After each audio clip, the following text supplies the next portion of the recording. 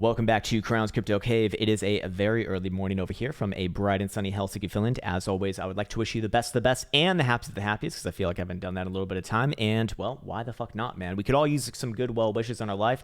It's not going to hurt or anything like that, at least I hope not. And more importantly, we have a few things to talk about in the low-term timeframes on Bitcoin price action. Now, of course, higher-term timeframes, we could quite literally rerun the same video for the last couple weeks, and it'd still pretty much be relevant, more or less. But the low-term timeframes are starting to really line up with particular interest coming into likely the New York Stock Exchange open later this morning at 9:30 a.m. Eastern time. Anyways, before we get into that, I do want to put the focus now on the Krown chain application, which we pushed a new update last night.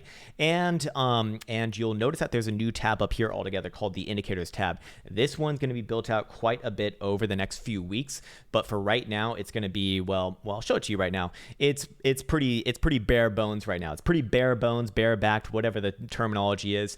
And over time, we're going to be building this out quite a bit, but the idea is to get like a quick snapshot into all the things that we typically go over in these videos in just a very easy to read format here, which is, as you can see, going to be talking a lot about momentum plays and a lot about moving average plays.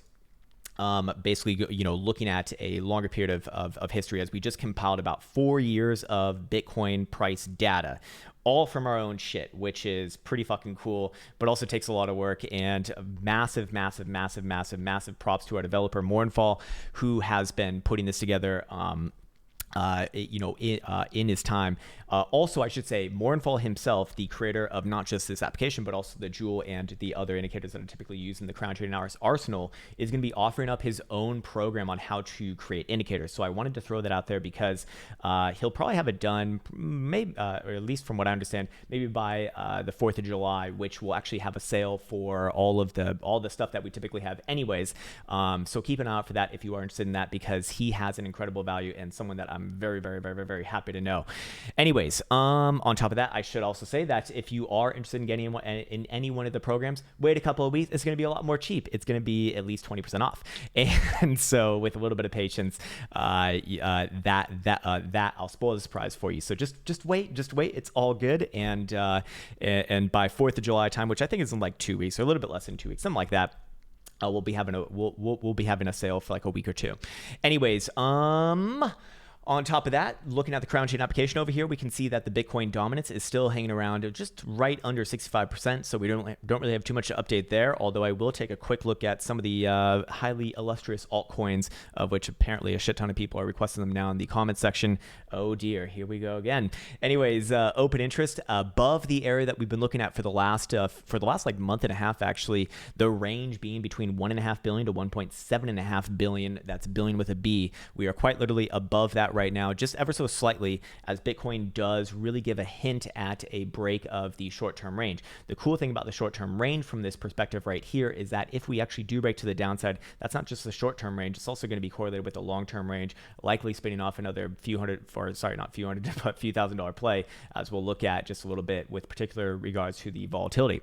On top of that, to the upside, a little bit more diabolical, but we'll talk about the same sort of triggering effects for that and how it can have that domino of effects going on into the rest of the week, assuming that a few criteria are met. Anyways, on top of that, we see that fear and greed index is literally the same. Everything else pretty much exactly the same. And so with that said, let's get into the actual price action charts themselves right over here. Starting off with, no, not Mr. Buteau. Hey, why am I looking at this right here? Let me go over to Mr. Bitcoin. There he is, you beautiful bastard, you. Bitcoin popping up in the early morning hours to test back up to the yellow 21 exponential moving average. And this is going to offer up a pretty damn easy edge here. As long as Bitcoin is below the 21, I'm looking at this as just another lower high. However, if Bitcoin can close this daily doodle above the yellow 21 exponential moving average, which is 9,400, which, by the way, is exactly synonymous with, or almost synonymous with, the 4-hour 200 moving average, which Bitcoin is actually getting rejected from currently and has been ever since we kind of lost it about a week ago now. That is still the resistance for the short-term timeframes if you are looking at this on like the micro scale, so to speak. At the end of the day, I'm still looking at 9,600 as a good short-term, medium-term pivot for producing or propelling another $300, $400 move back up to the top side of our short-term, medium-term range, which is also correlated with the high-term time frame range up here, similar to what we're looking at on this rising trend line for our bottom supports coming in a little bit above 9,000 now. So again, as long as Bitcoin is essentially below 9,900 or above, let's see, what would it be about now? About 90.50 on 12-hour daily closures. Even a 4-hour probably does it as well. We don't really have any real resolution as far as the higher term timeframes go, looking for that next big bad move of likely multi-thousands of dollars, which we'll look into in just a bit. But as you can see right here, very, very, very, very, very, very well documented and tested ranges that correlate with both the short-term timeframes and the medium timeframes and the long-term timeframes. Macro is obviously very far away at 11.5 and below 6.9, but for right here, right now, looking at this, Bitcoin has put in a higher low on the 4-hour, so it looks good right there for now at least, and actually even took out this last little 4-hour high right there as well. So we're in an uptrend. No, just kidding. I don't really look at this as tradable right now. For myself, of course, this is not financial advice. I'm not a financial advisor. I'm just not interested in trading on this short margins right here, or this short, just this short edge. I'm really looking for the big play now because Bitcoin's been so patient within this that realistically, if we are going off of historical measurements, we're going to be looking at a pretty big fucking move. I mean, at this point, it can come at any second. Realistically, that is again going off of historical statistics. As anytime that we've seen this historical volatility percentile read on a daily or even 2-day, or I'm curious if we go to a 3-day if it's the same. No, the 3-day is actually not as aggressive, but the 2-day and daily are of particular interest here. We've never seen this low volatility for this long, actually. So going all the way back to June 11th, so more than 10 days now, 11 days actually on the day, we have seen either a 1 or 0 read, with 2 days being a 2 read on historic volatility percentile. Put that in perspective. If we're looking at the last 100 days of price action, that means that, if you're a 2 read, for example, on this, that means that 98 of the other days were higher volatility than what we're dealing with right now. So this is an outlier, and the way that historic volatility percentile or just volatility is designed in general is as a mean reverted indicator, meaning that when you get very low, you're going to be set to expand. When you get very high, you're going to be set to contract. And you can see this for yourself, going back in the annals of history over here. Let me actually go to stamp so we can get a little bit more of a deep dive here. But anytime that we printed red way up here, it's typically going to be on a big pivot point in the market. Well, what do you know? We printed red on this major down right here at 4,400.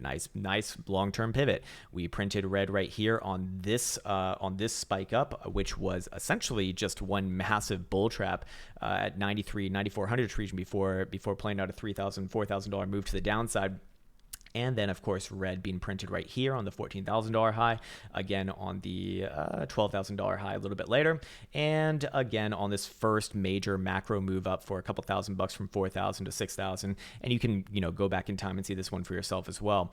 Just like that to the upside does typically be demonstrative of a major turning point, or just spinning off the next sort of major contraction phase, aka a macro change of behavior. Whenever we get exactly this low, we don't really have data for being this low. That's actually the problem. Well, it's not necessarily a problem. The implications is one and the same. But to put this in perspective, this over here is an outlier to really anything that we've seen in the past, as we've never seen historical volatility percentile this low for this long.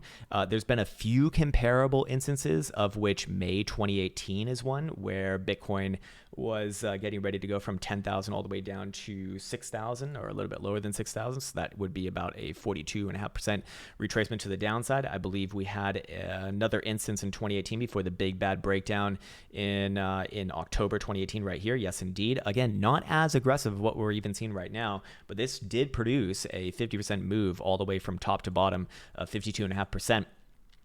Then, again, is this comparable to what we're seeing right now? Technically right now it's actually a lot lower, but this would be relatively low after 3 months of contraction to start off 2019, before Bitcoin gets ready for an absolutely massive rally from 4,000 to 14,000 a few months later.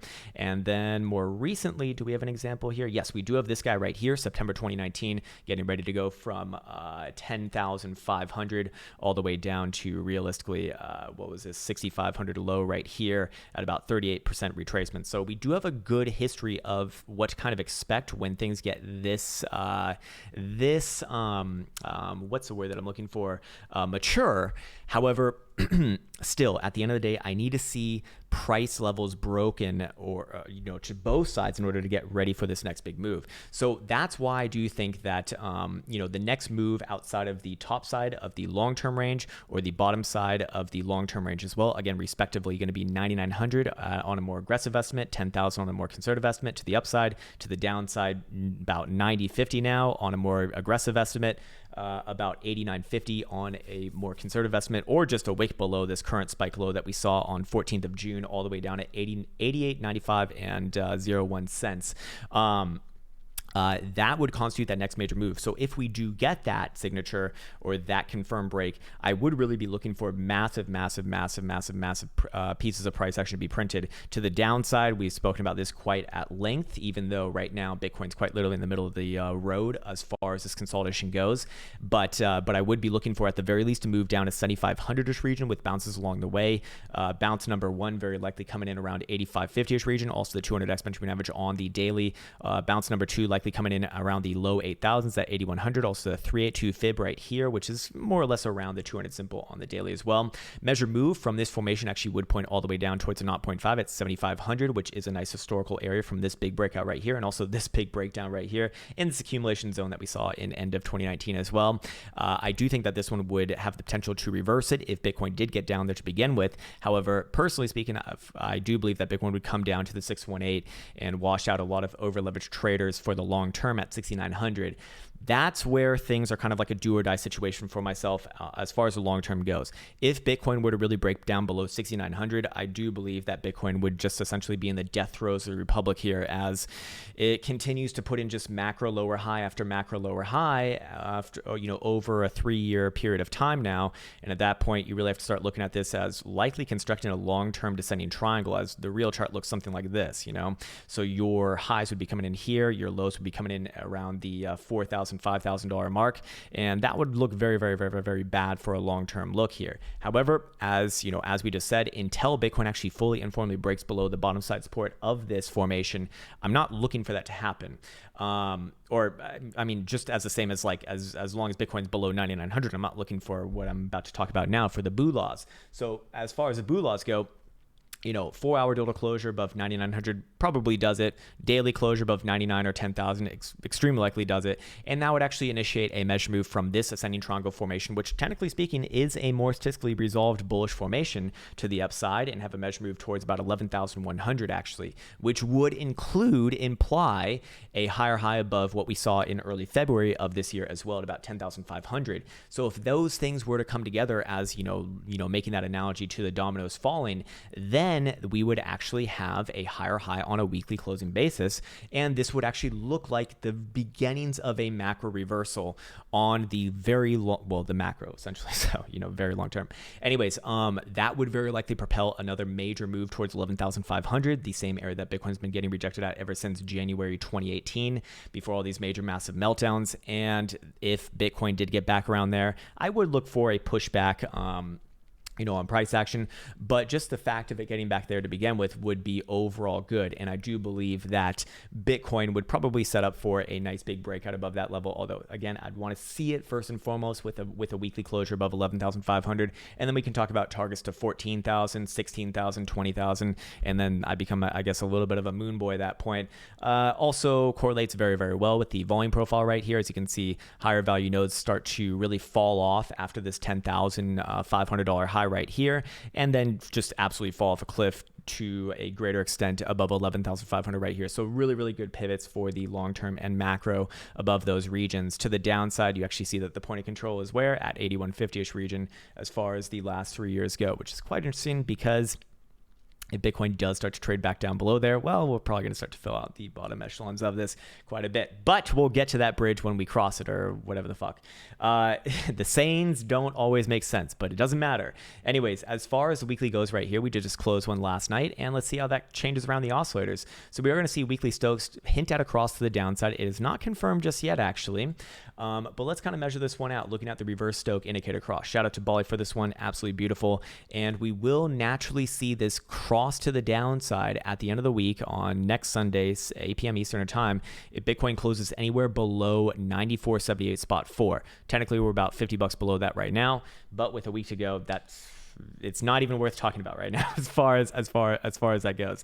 I won't even talk about this probably until like Friday again. But if we are going to be hinting at a cross a closure below 9,500 essentially, then yes, that would start to air the weekly momentum to the downside, which coming from this posturing on the weekly Stokes has never really been good for Bitcoin. Actually, even in the context of macro bullish cycles, like macro massive bullish cycles, of which we'd have to go all the way back to June 2016 to really get the last one. And we did this over the weekend, so I don't know how much time I really want to spend doing this again. But to put this in perspective, and to also keep the historical volatility percentile reads fresh within your mind as well, which were somewhere around the tune of like 35 to 50% retracements. Anytime that we've seen weekly Stokes cross to the downside, even in a macro bullish market from this critical zone, we have seen, well, this example right here, 36.25% down. We see this example right here, almost immediately, 34.5% down. We see this example right here, not even as aggressive, but again, 32% down. See this example right here, another 39.5% down. This example right here, another 41% down, and then the $20,000 high, which produced, 70% down, I suppose, over time. So it's not confirmed just yet, but it does need to. But another week of hesitation very likely does force the strong long-term probabilities onto the downside, like quite aggressively. To put this in perspective, if we were to shave off 30% off of our current spike high, that would actually put Bitcoin all the way back down. And this is 30%. That's actually even like a little bit more generous than what the other ones were giving. That would put Bitcoin back down at the low 7,000s. To put this in perspective, because these percentages and numbers are so big, 40% down would put us all the way down at the 200 exponential moving average on the weekly at about 6,200, and 50% down would put us at basically our last prior lows on a weekly closing basis as well. So that's my point right now, is that we are going to be looking at a pretty massive move from historical volatility percentile perspective, from a historical momentum oscillator perspective, and also from a major moving average perspective as well. But for right now, from a major moving average perspective, the weekly is still bullish here. We're above all major moving averages. All major moving averages have a positive slope, and they're actually diverging more away from each other right now as it stands. And that in last week's move down to 8,900 is your proverbial higher low for right now. So as long as Bitcoin's above there, there's no discussion of a major massive meltdown. That also means that if Bitcoin even just trades below last week's low, oh baby, get ready, because Bear Jesus is about to lead some ceremonies of death and disparity to the downside, which, as a trader is, I'm pretty much more or less agnostic to, but as a, as someone who wants to believe in Bitcoin, probably not going to be the best thing long-term for it. Anyways, looking at the daily, I do want to follow up on this as well. Yes. So as long as we're below the daily 21 exponential moving average on a daily closing basis, I do look at the daily as more or less leaning towards the downside. We are going to see daily Stokes potentially confirm across the downside. It's not set in stone just yet, but it would be hinting at not just a failure to get out of the bearish control zone, which is bad enough, but also trading below the 21, which has, if we do close again below it today, that's going to be 1, 2, 3, 4 rejections on it within the last week, which is just not going to look all that well as momentum oscillators cross to the downside. And to put this one in perspective, the daily Stokes will cross to the downside with any sort of a daily total closure below 94.84. So that's actually a few bucks higher than where the 21 is on that same time frame. And looking at the daily RSI, do we have anything interesting here as well? We actually do have something interesting here, because there technically is potential hidden bullish divergence here between this point and this point, which this point closing on a slightly lower, this is really splitting hairs here, but I should say that, for purposes of thoroughness, and because more or less most things are unchanged, we can talk about it. However, As far as I'm concerned, I'm not even interested in trading the short-term upside as long as Bitcoin's below 9,600. As long as Bitcoin's below 9,600, which is essentially the spike high of this, of this consolidation right here, which is looking more or less like a descending triangle as it is right now, and will act as such. I strongly believe as long as we're below the daily 21, there's no real interest, at least from my own behalf, for my own trading to the upside. If Bitcoin does take out this last prior spike high at 9,600, I would look for an extension all the way up to 9,900, probably 10,000, and that's going to make this look more or less a lot better, acting as an ascending triangle, and it would still look like an uptrend overall on the higher term timeframes, which is all good and, more importantly, very much needed at this point in time for Bitcoin to kind of pull through here sooner rather than later, as historical volatility percentile is saying that this time bomb is the fuse is almost blown through here. Looking at the 12-hour, we also see 12-hour Stokes hinting at across the downside as well, which will confirm across the downside on the next 12-hour total closure with any sort of a 12-hour closure below 9,400. What's interesting about this as well is multiple things here. So not only is that essentially where the 12-hour 21 exponential moving average is, and by extension the daily, but it's also going to confirm very likely if we close below a cross of the yellow 21 below the green 55, which if you're in the TA program, you probably know the relevancy of that. And that's going to really start to be the first actionable thing that I look for from a major moving average perspective on one of these medium and higher term timeframes that is suggesting that we're getting ready for another move back down below 9,000, probably back down towards this prior low right here, and probably play out another anemic bounce from that area as well. But overall, you can see all of the ticking time bombs here. Now, what I should also mention about the 12-hour that's very interesting in relationship to the daily, we don't see that same sort of hidden bullish or potential hidden bullish divergence there. This is obviously not it. And what that tells me is that it's unlikely to work that way on the daily, because you'd expect to see it on a lower term time frame if it is going to be relevant. And on the daily, it's only a possibility if Bitcoin can set in a higher low right here, which is, it's like I'm really squinting my eyes to see this one to begin with, to be quite honest with you. Although, again, my opinion is fucking irrelevant when it comes to trading. I don't trade my opinion. I trade technical analysis, and at the end of the day, technical analysis is, providing some pretty easy ranges to be trading right here, at least in my opinion. Also, the daily Jewel is still kind of in a more nasty positioning, although not very much actionable from where it is right now. Let's now go down to lower term timeframes and kind of start to bring this full circle, perhaps, as we do see that the 4-hour is still getting rejected by the 200 simple moving average, which, as long as it's below there, pressure is down from this time frame's perspective. What's more interesting to me, though, is the purple 200 exponential moving average right here, and its relationship to the green 55 exponential moving average, about $50 higher. So as long as we're above the 200 exponential moving average but below the 200 simple, this is still just choppy chop, even from like the micro time frames. The second that the more that Bitcoin closes below the 200 exponential moving average, which again is around 93.50ish right now, the more inevitable we will get the death cross on the 4-hour dildo time frame, which, if we go back in time to kind of back test this one a little bit, we do see fake outs here and there, yes, absolutely. But for the most part, the 4-hour is the lowest time frame that seems to have relevancy with this major moving average cross, of which, you see a lot of snakes on this one going right around here. But once a divergence comes with these two guys, that gives you the move all the way from 7,000 to 10,000, $3,000 move. This death cross right here took you all the way down from 9,200 all the way down to 4,400. Not always going to be that good. This golden cross right here, phenomenal one again, from 73.50 to 10,500. This death cross right here, another phenomenal one as well, from 9,000 to 65. And this one right here from 10.3 all the way down to 7. And actually the another fake out cross the upside routing over here, which actually did give you it would have allowed you to get out at a profit as well. So my point is that it's not a death sentence in and of itself, but it's the first major signal from even a low-term time for momentum, or sorry, not momentum, but moving average. Moving average speaks to more prolonged price action that is really suggesting that this rally over here is waning. So it's not all said and done just yet. And of course, it will not even happen as long as we're above the 200 exponential moving average naturally.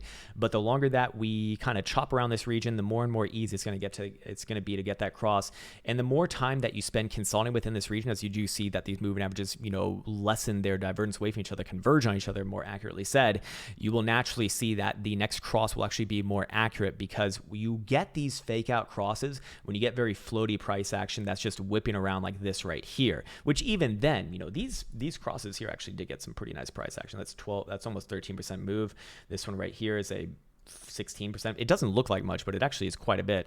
Whoops. Hey, stop that. This guy right here, or girl, who knows, 13.84%. And, you get my point. So this one spending so much time really consolidating and putting in time within this region would suggest that the next cross to the downside is probably not going to be all that great.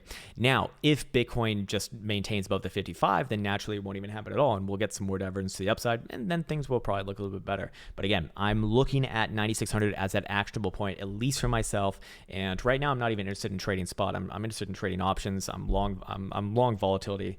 One of the few times that I actually do take trades like that, but it's kind of hard not to, looking at the historical volatility percentile on those higher term time frames. Just, we don't really see this too often. And we can take that even a step further by looking at the Trollinger bands, or maybe even better, the Trollinger bands with the BB dubs, which similar to Pornhubs and red tubes, it is printing something very interesting right now. We do see that we are actually from a Trollinger band width perspective. That's all that it's measuring, by the way, in case you're not familiar with it. Let's put this on. Okay, it actually doesn't matter.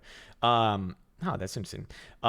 We actually have seen lower periods, or sorry, not lower periods, but more squeezing type periods, if you want to call it that, in the history of Bitcoin, of which November 2018 is one, then a couple times in September 2016, I think on both of those retracements, perhaps actually. We can't really zero in it right now. But you can see that, these are, again, big bad pivots. This was a 50% down. This was, I believe, a 40% down, a 35% down. And this one was a pretty big up move, I believe. And then maybe one other time in the history that we were actually lower than that in January 2013, which I believe was a massive down as well. It's actually zeroing on that one. January 2013 was where? Right here. No, this was a massive up. So yes, if you're, whether you're bearish or bullish here, it's better to just, no, I shouldn't finish that sentence actually, because I don't want to do the signals bullshit. Anyways, what else do we want to talk about? Maybe look at the 2-day a little bit. I haven't really looked at this one all that much. Let's put back on all these major moving averages. I feel like I'm naked looking at these charts right now, and maybe I am. 2-day still looks like it could be putting in a higher low, actually, and same thing with the 3-day as well. These charts still do play out the trend for what it's worth right now. Again, understand where those points pivot though. Other than that, let's go take a look at CME futures, of which they've opened the week last night, and same sort of areas right here. I mean, just looking at last week's Doji Dildo probably gets a nice little range here below last week's low. I'm basically bearish for big bad moves down to the low 8,000, 7,000, maybe even 6,000. To the upside, if we take out last week's high at basically 9,600, same area, very, very, very, very, very likely we get a move back up to about 10,000 on CMEs, and that's going to really start to make this look rather healthy and ready for a big bad move to the upside, at least to 10.5, probably 11,000, and then beyond, as we spoke about earlier, kind of the domino of effects. But for right now, it's still early on in the week, so it can't really make too much out of the weekly as it is right now. 4-hour is looking like it's maybe found its footing, got a higher low in there compared to this guy right here, so good, it's amazing. But also some potential hidden bearish divergence in play as well between this point and going all the way back to this point right here. Even let's see how far that goes. Actually, all the way throughout this consolidation here. So needs to start maintaining 4-hour closures above the 200 simple at 94.80 in order for this baby to start to get going. To the upside. 4-hour Joule is actually setting up for a more constructive look on this one as well. So if bulls are going to pull through here, they probably do it today, probably do it tomorrow, and tick off that 9,600 target to the upside, transacting that next $400 move or $300 move to the upside, which then sets it up for a nice weekly breakout. Yes, absolutely. But still, too early in the day, really call it. Let's go look at traditional markets really quick. Again, what makes me very skeptical to be bearish on Bitcoin as well is the strength in NASDAQ. as we've been showing, there are phenomenal correlations between traditional markets and Bitcoin. I mean, basically everything's correlated that lives on in this world, for better or worse. You know, the rising tide lifts all ships has never been truer. And with the way that this actually, we already got the pullback to 98.50. Yeah, we did say that yesterday, or sorry, this past weekend, that we were looking for a pullback to 98.50 to start this week. Yes, we already got that. I'd be looking for this one to reapproach the prior high and probably beyond, probably make new all-time highs this week. The only way that I get bearish on this one is if it closes the daily below the 21 at 97.30 region and rising now. So as long as it's above there, I am still bullish, looking for new all-time highs. If we do start to violate that area, I would look for a deeper retracement and Bitcoin to break to the south side. As far as NASDAQ goes, I'd be looking for a retracement back down to the low 9100s, around 9150 region, and set up for a nice bounce there and then reassess after that. E-mini futures for SPY, same sort of thing essentially, but not as easy of a chart to read, to be fair. Weekly still looks fine to me. And while I do think that I actually could have another spike down to about a little bit below 3,000 overall, you know, if NASDAQ heads up, I'd be looking for this one to reapproach this prior high at 320, 325 and probably beyond, back up to 330 after that. So again, you know, I'd be looking for traditional markets to kind of set the tone right now, and then Bitcoin will follow in its footsteps with it, whichever way that it does choose. But traditional markets are bullish here, at least from the first glance at it, and we're getting some very good exponential moving average crosses on the on SPY futures here as well. So I do like that overall. So, you know, if I am going to be bullish on Bitcoin, it's not necessarily due to Bitcoin's chart. It's mostly due to traditional markets and its correlation to them. Let's go look at a couple stocks actually, just because, well, it might be fun.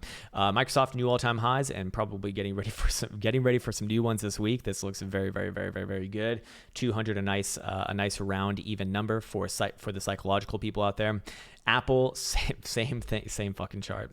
Tesla, same fucking chart. Going to be very likely to make new all-time highs. I would not be bearish on this thing at all whatsoever, as long as it's above $900 pivot.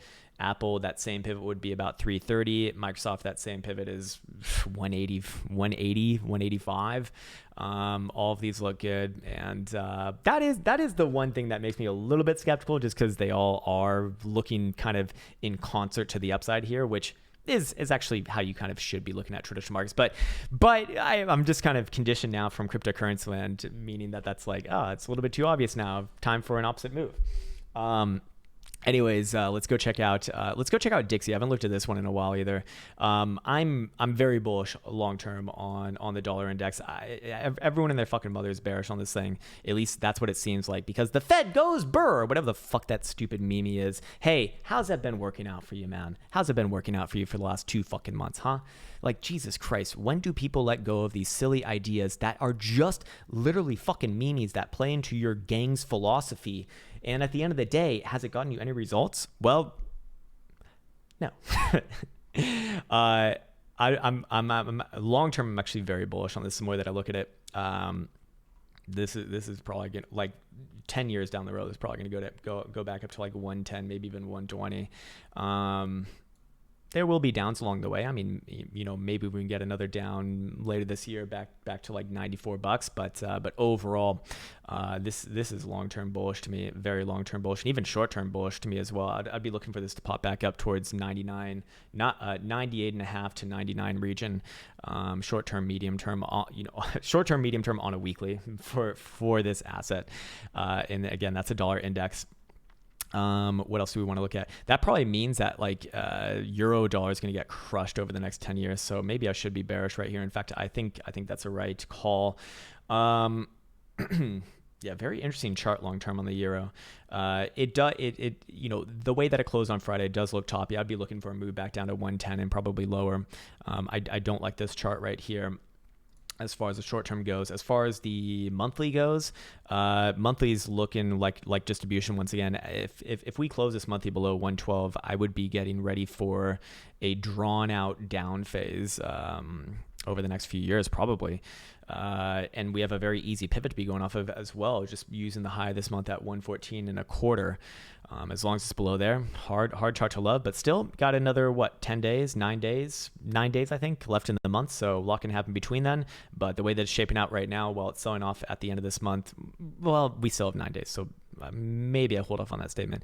But the way that it looks right now, not all that healthy. Still need to see a closure at the very least above like 112, preferably above 112.5. And then, yeah, I'd be looking for another reapproach of this high run right here. And then we can talk about it again. But for right now, not the picture of health and fitness as it is. Let's go take a look at Bitcoin versus yen.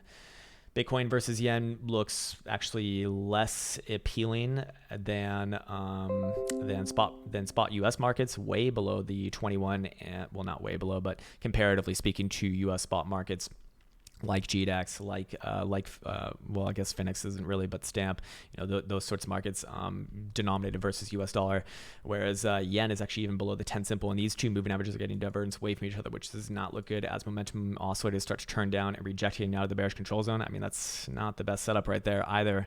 So yeah, let's go take a look at Mr. Buterol, 135, popping up as well. If Mr. Buterol can actually take out this prior high right here at 237.85, I would look for extension of the top side of the range, 245, 246. But does Bitcoin allow it to do that? I don't know. I'd probably just be looking at Bitcoin here. Mrs. Litecoin looks like the ever so curling over of distribution hills. Not a big fan of that one. Stellar. Why am I looking at this bullshit? All right, let's go back to Bitcoin. Let's wrap this bitch up. And before that, let's go look at Bali's beautiful indicators right here. Probability panel is going to, we can still use the same areas here. Although, maybe to the downside, we can be a little bit more aggressive. We can probably pick off this point right here at 91.50. I don't trust this one as much. Okay, so understand that now we're looking at the short-term range, which to the upside probably propels like a $300, $400 move. To the downside propels like a $100 move. It's not even trade. I wouldn't trade this. But technically speaking, where's my probabilities, sir? Sir, where did they go? Sir? Hold on, let's try this again. Sir? Where the fuck do you go, man? Hold on. Let's see what we got. Okay, there it is. Okay, I'll just keep it as it is right now. I don't want to play around with that too much. Upper target probability at 9,600, going to be 33.63%. Lower price target probability going to be at 8,900, going to be 11.5%. So again, the upper side target probability obviously a lot higher, but that doesn't correlate with the long-term range, whereas the bottom side target does at 8,900. That propels a big bad move, and I'm even being a little bit generous there, using 8,900, which is the wick low, which extremely likely gets the next big move to the downside. Could use 9,050 as well on a closing basis. However, to the upside, 9,600 again only correlates with a $300 to $400 move. Although that would really start to look good to the upside. I would really start to just like you hear me talk about downside when we're close to the downside resolution of a range. You can hear me talk about a lot of upside possibilities. If we approach that area as well. But for right now, the short-term upside a little bit more likely, downside obviously a little bit less likely, and that's going to be even more so, I'd imagine, on a 12-hour. Yeah, 28.5% probability to the upside on this next 12-hour closure in 4 hours and 39 minutes and 11 seconds versus 3.8 probability to the downside on the next 12-hour closure. And momentum on the 12-hour actually is turning up here, so fair enough, not bad. And on the daily, turning up as well, actually. So still gaining momentum here for what it's worth, and that means it's time to wrap this bitch on up. Okay, all right. Any sort of a move above 9,600, I'm looking for a move back up here. Even a 4-hour closure above the 200 simple, probably a good warning sign that we're going to go test at least a short-term topside range. Although I wouldn't really trade it myself. By the same token, to the downside, 4-hour total closure or just even a wick below 92.50 probably does it as well for another test to our bottom side support of this ascending triangle formation for what it's worth right now. If Bitcoin does break this higher low structure with a 4-hour closure below about 9,000 or a wick below our current wick low at 8,900 essentially, then I would be looking for the downside disclosure to come, with the targets along the way, bounces at 85, 81, probably 75 105 as well. And then we'll talk about that if and when we do get there. By the same token of the upside, still 9,900 to 10,000 as that triggering effect for interesting upside moves, probably back towards 11,000 and maybe even beyond. I think that's a good place to leave this one off. Hopefully when we come back tomorrow, there's going to be actually something new to fucking talk about. Just kidding. That's not going to happen. We all just agree that Bitcoin is $9,420. Good number as well. Anyways, I'd like to wish you all once again, take care, and until next time.